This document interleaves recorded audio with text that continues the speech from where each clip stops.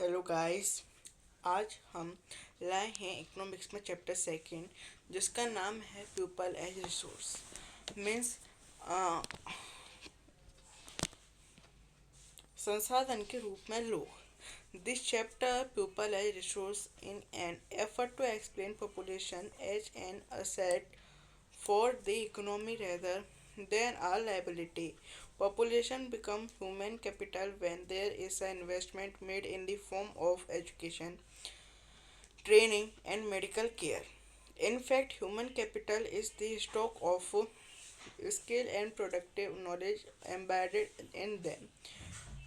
Pupil as resource is a way of referring to a country's working pupil skills and abilities. Looking at her population from this productive aspect emphasizes its abilities to contribute to the creation of the gross national product.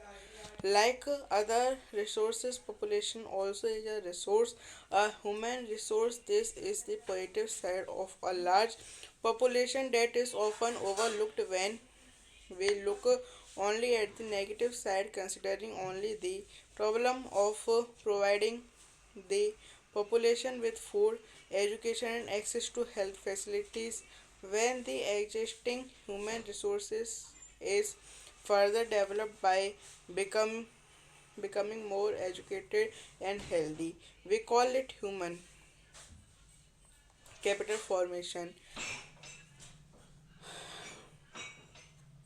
that adds to the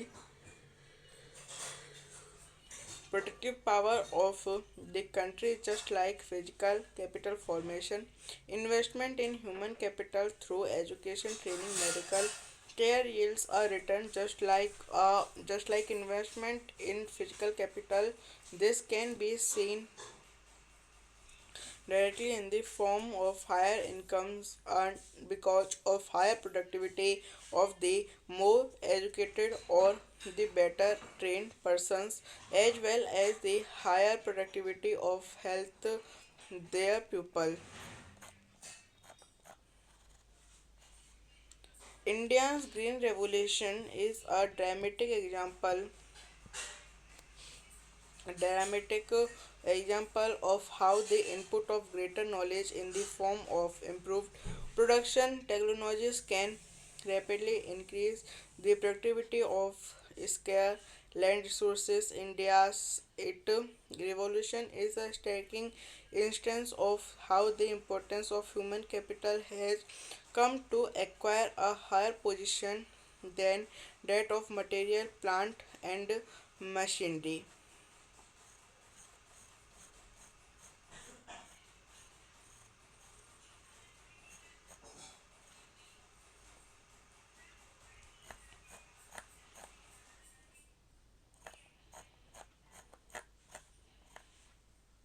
अवलोकन संसाधन के रूप में लोग अध्याय जनसंख्या की अर्थव्यवस्था पर दायित्व से अधिक परिस्मृत के रूप में व्याख्या करने का प्रयास है। जब शिक्षा, प्रशिक्षण और चिकित्सा सेवाओं में निवेश किया जाता है तो वही जनसंख्या मानव पूंजी में बदल जाती है। वास्तव में मानव पूंजी कौशल और उनमें निहित उत्पादन को ज्ञान का स्टॉक है। संसाधन के रूप में लोग वर्तमान उत्पादन कौशल और क्षमताओं के संदर्भ में किसी देश के कार्यात लोगी वर्णन करने का एक तरीका है। उत्पादक पहलू की दृष्टि से जनसंख्या पर विचार करना सकल राष्ट्रीय उत्पाद के सृजन में उनके योगदान की क्षमता पर बल देता है। दूसरे संसाधनों की भांति ही जनसंख्या भी एक संसाधन है, एक मानव संसाधन। यह विशाल जनसंख्या का एक सकारात्मक पहलू है जिसे प्राय उस वक्त अनदेखा कर दिया जाता है जब हम इसके नकारात्मक पहलू को देखते हैं, जैसे भोजन, शिक्षा और स्वास्थ्य सुविधा की जनसंख्या तक पहुंचने से संबंधित समस्याओं पर विचार करते समय। जब इस विद्यमान मानव संसाधन को और अधिक शिक्षा तथा स्वास्थ्य द्वारा विकसित किया जाता है तब हम इसे मानव पूंजी निर्माण कहते हैं, जो भौतिक पूंजी निर्माण की भी भांति देश की उत्पादक शक्ति में वृद्धि करता है। मानव पूंजी में निवेश शिक्षा, प्रशिक्षण और स्वास्थ्य सेवा के द्वारा भौतिक पूंजी की भी भांति प्रतिफल प्रदान करता है। अधिक शिक्षित या बेहतर प्रशिक्षित लोगों की उच्च उत्पादकता के कारण होने वाली अधिक आय और साथ ही अधिक स्वास्थ्य लोगों की उच्च उत्पादकता के रूप में इस प्रतिशतता देखा जा सकता है।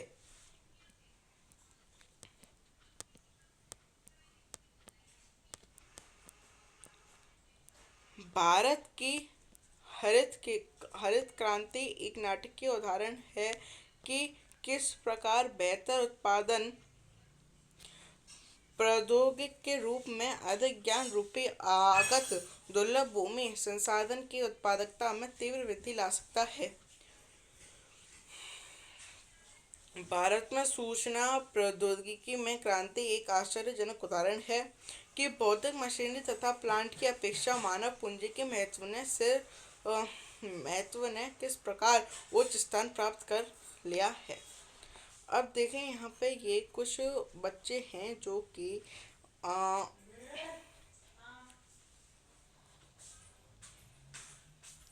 अपने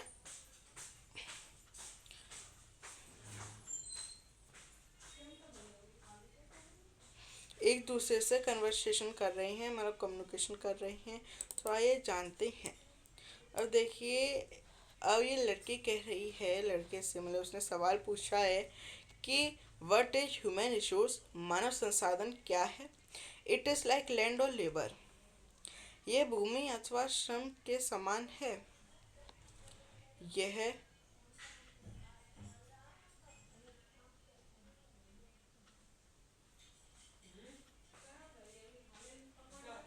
ये लेबर या जमीन जैसी है। अब जिसका जवाब लड़का दे रहा है, it is more that than that, ये उससे ये उससे अधिक है। फिर लड़की ने सवाल पूछा है कि what is human capital, is it like rupee, पैसे और डॉलर। अब मानव पूंजी क्या है, क्या यह पैसे, रुपए या डॉलर जैसा है। It is more than that, ये उससे अधिक है।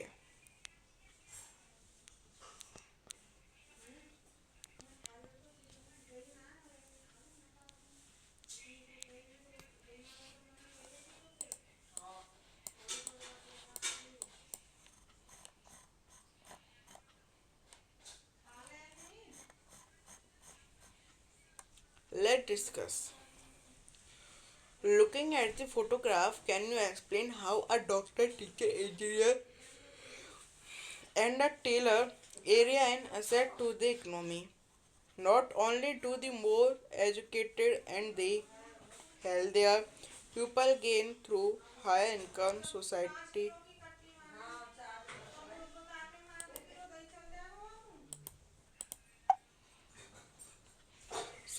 also gain in other indirect way, because the advantage of a more educated or a healthier population is spread to those also who themselves were not directly educated or given health care. In fact, human capital is in one way superior to other resources like land and physical capital. Human resource can make use of land and capital. Land and capital cannot become useful on its own.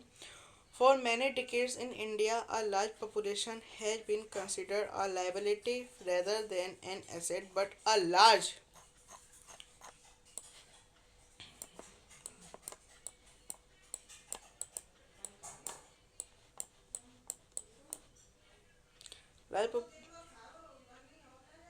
population need to be a burden for the economy. It can be turned into a productive asset by investment in human capital, for example, by spending resources on education and health for all, training of industrial and agriculture worker in the use of modern technology, used for scientific researches, and so on.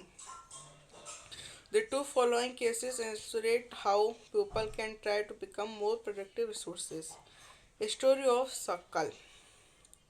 There were two friends, Vilas and Sakal, living in the same village, Semapur. Sakal was a 12-year-old boy.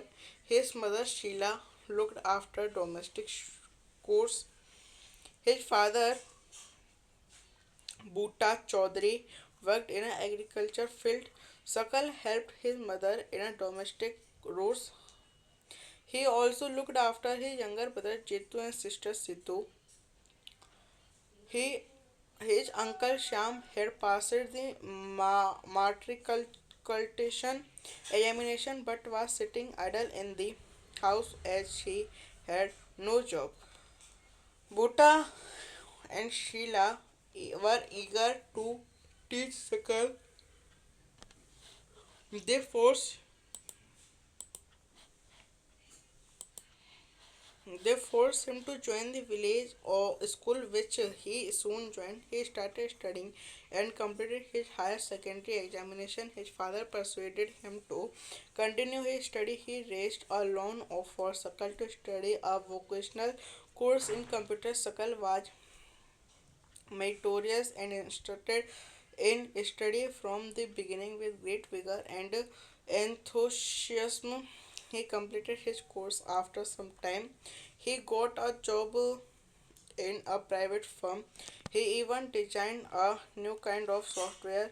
This software helped him increase the sale of the firm. His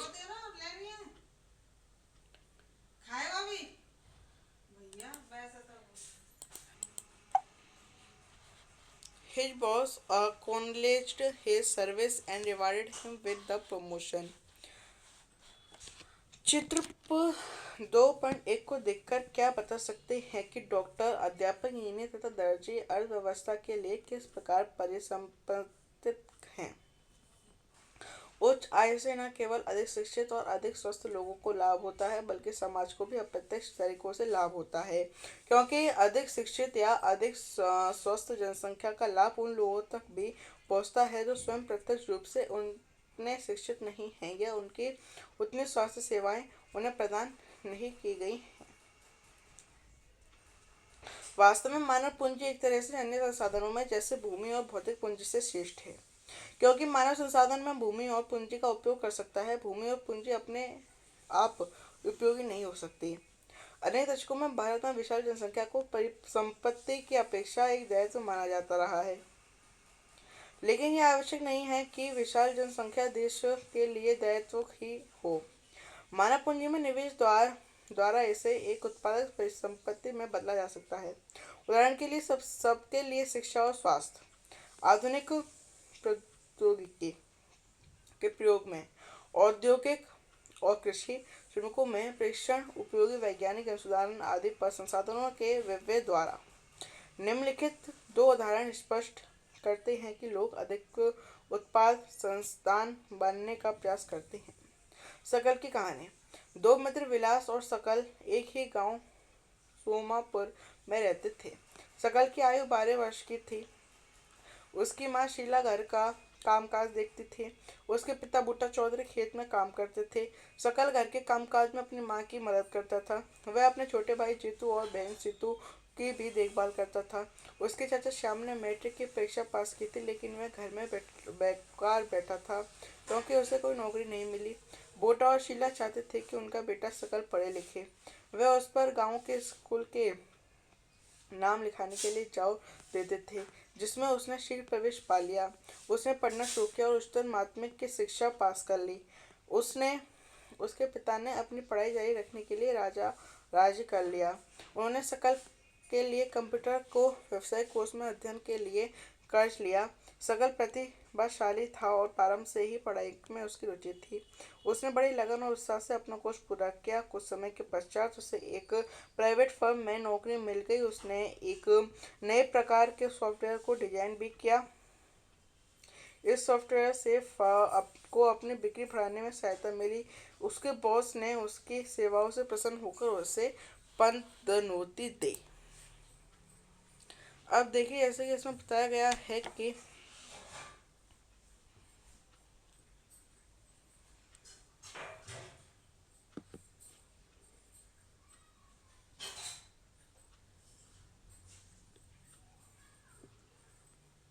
अब इसमें एक कहानी दी गई थी जो कि थी आपके शकल की, जो कि जिसने माँ बाप